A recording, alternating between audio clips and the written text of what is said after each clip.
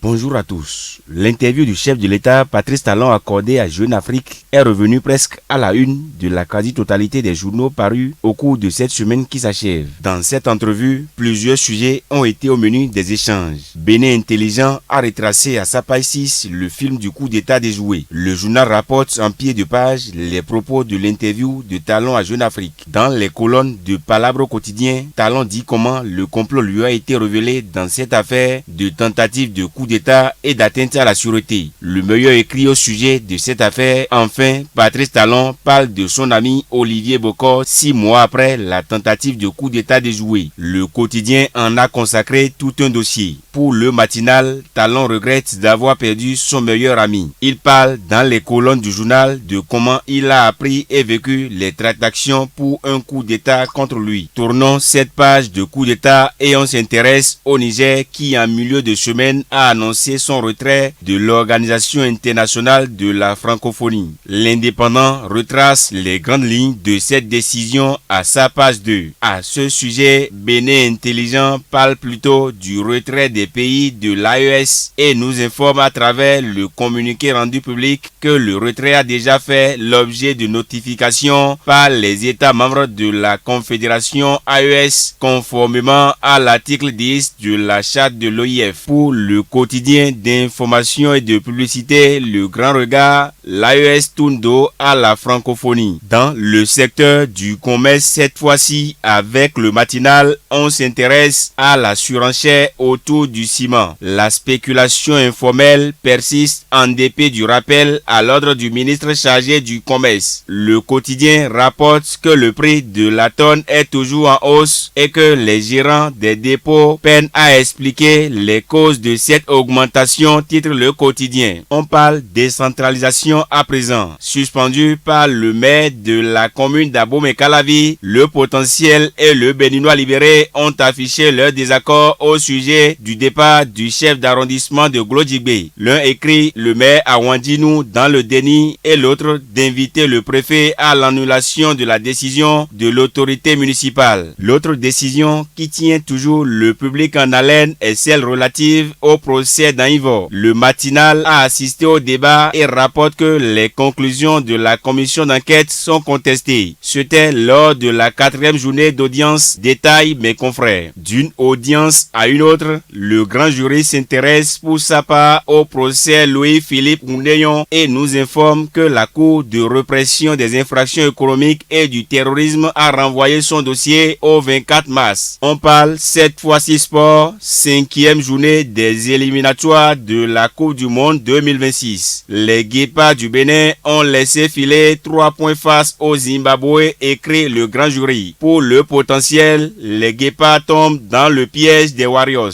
Carnet noir pour finir, l'emblème du jour et le quotidien Le Meilleur nous annonce le décès de l'ancien député Parfait Ouahi. Et c'est tout pour ce dimanche. Merci de nous avoir suivis.